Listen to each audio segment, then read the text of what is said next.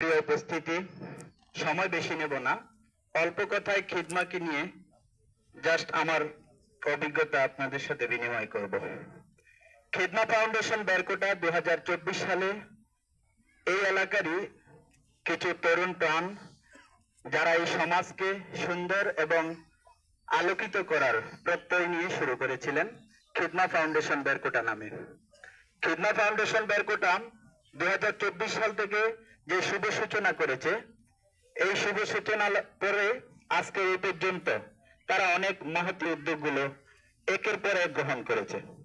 আজকে যারা এখানে উপস্থিত আছেন তারা প্রত্যেকেই স্বনামে খুবই গুণীজন এবং যারা এখানে উপস্থিত আছেন সবাই সামাজিকভাবে অত্যন্ত প্রতিষ্ঠিত এবং সমাজকে ধারণ করেন এবং এই সমাজকে ভালো দেখতে চান।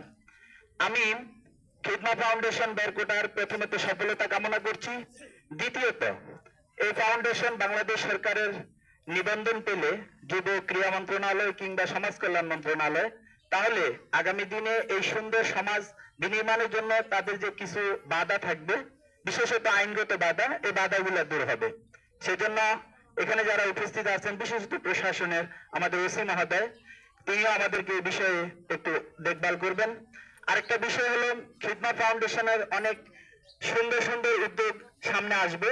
তো সেই উদ্যোগগুলো নিতে হলে আসলে বিভিন্নভাবে সমাজের মানুষের কন্ট্রিবিউশন রাখার সুযোগ আছে। সেখানে আমরা মনে করি সবাই যদি এগিয়ে আসেন এবং সবাই যদি একসাথে কাজ করেন, তাহলে ঐক্যবদ্ধভাবে ইনশাল্লাহ এর পরিত্রাণ সম্ভব। আরেকটা জিনিস আমি বলবো, যারা আমরা তরুণ, এখানে বেরকোটার তরুণরা বিশেষত মাদকে জড়িয়ে পড়েছে। শুধু বেরকোটা না, পুরো কচুয়ায়। আমি ধন্যবাদ জানাই ওসি মহোদয়কে, তার পেজ আমার নিয়মিত দেখা হয়। আমি খুব খেয়াল করি যে প্রতিদিন অনেক ধরা হচ্ছে, কিন্তু এই ধরে লাভ কি?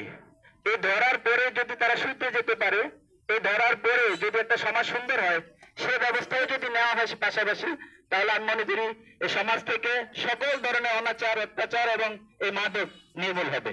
এই জন্য আমি গ্রামবাসীর সহযোগিতা চাইবো।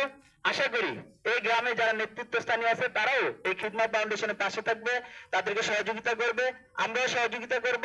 আর প্রশাসনে যারা এখানে আমাদের অনেক শ্রদ্ধাভাজন প্রফেসর বিন্দু আছেন, তারাও যদি বিভিন্ন ধরনের পরামর্শ দেন, দিক নির্দেশনামূলক বক্তব্য রাখেন এবং আমাদেরকে বিভিন্নভাবে আর্থিক হোক, বিভিন্ন ধরনের পরামর্শ দিয়ে যদি সহযোগিতা করেন, ইনশাল্লাহ আগামী দিনে খিদমা ফাউন্ডেশন এবং এই সমাজকে যেমন আপনার পরিবর্তন করবে, পাশাপাশি সবাই বলতে পারবে যে বেরকোটার যে সংগঠনটা হয়েছে, এই সংগঠনের যে সুন্দর একটা সিস্টেম,